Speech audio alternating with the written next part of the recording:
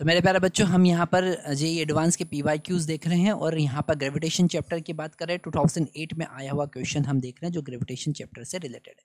Question में given है spherical symmetrical gravitational system of particle has mass density rho is equal to rho not which is r is less than capital R or equal to capital R and 0 for R greater than capital R।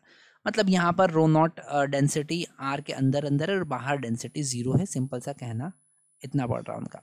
आगे यहाँ पर हम देखते हैं, आगे लिखा है कि यहाँ पर रो नॉट एक कांस्टेंट है।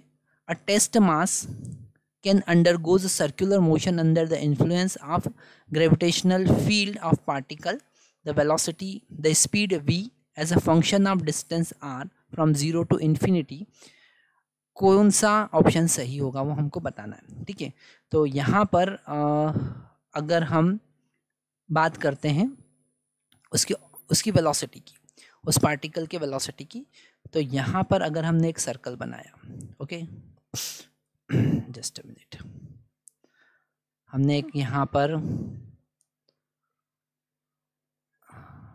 सर्कल बनाया और इस सर्कल के अंदर अंदर जो डेंसिटी है वो है रो नॉट। ओके, सर्कल के अंदर अंदर डेंसिटी कितना है, रो नॉट। ओके, यहाँ पर है रो नॉट, इसका रेडियस है r।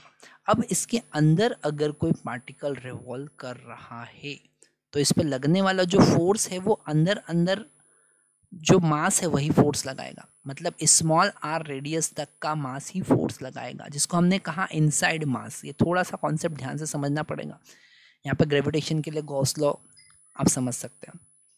तो यहाँ पर जो फोर्स लगेगा g mass inside into small m, that is the mass of particle divided by r square is equal to mv square by r, क्योंकि स्मॉल r रेडियस के पाथ पर वो गोल गोल घूम रहा है। यहाँ पर वो पार्टिकल है और गोल गोल घूम रहा है, ठीक है। तो m से m यहाँ पर कैंसिल कर सकते हैं।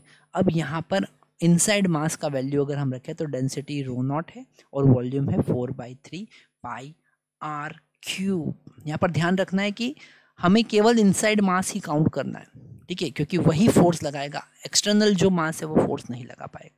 जैसा इलेक्ट्रोस्टैटिक में गॉस लॉ हम देखते हैं कि the force will not depend, the flux will not depend the outside charge same as it is divided by r square is equal to v square by r, ठीक है। तो यहाँ पर क्या क्या चीज़ें कैंसिल हो रही है वो देख सकते हैं हम। अगर हम बात करते हैं तो ये r स्क्वायर और ये r क्यूब का क्यूब कैंसिल होगा। v square is directly proportional to r square, v is directly proportional to r। मतलब कि जब हम r का वैल्यू 0 से कैपिटल R या बराबर ले रहे हैं तो v velocity is directly proportional to r। Okay, मतलब कि या तो A या फिर C ऑप्शन करेक्ट है। पर अगर हम आउटसाइड की बात करें, इन दोनों में से कौन सा करेक्ट होगा वो आउटसाइड पे डिपेंड करेगा। अब आउटसाइड पहुंच गए तो आउटसाइड पहुंच गए तो टोटल मास हम काउंट करेंगे। टोटल मास कितना होगा, वो होगा फोर्स। अगर हम देखें तो टोटल मास होगा 4/3 पाई r क्यूब, है ना। यहाँ पर ये r पे डिपेंड नहीं करेगा, जो मास है वो r पे वो कांस्टेंट हो जाएगा, into small m into rho not. Okay, ये है टोटल मास, ये इतना इतना जो है total mass into m divided by r square is equal to mv square by r। Okay, तो एक r से एक r यहाँ कैंसिल हो जाएगा, बाकी सारी चीज़ें कांस्टेंट है। v is inversely proportional to root r, जो कि हमको पता ही है, ऑर्बिटल वेलोसिटी का कॉन्सेप्ट हमको पता है। तो यहाँ पर ए ऑप्शन तो करेक्ट होना नहीं है। ऑप्शन कौन सा करेक्ट होगा, ऑप्शन होगा सी करेक्ट। ओके, तो आप यहाँ देख सकते हैं कि कैसे हमने इस क्वेश्चन को सॉल्व किया। और इसी टाइप के और आपको अलग अलग चैप्टर्स के क्वेश्चंस देखना है, उनका सॉल्यूशन देखना है।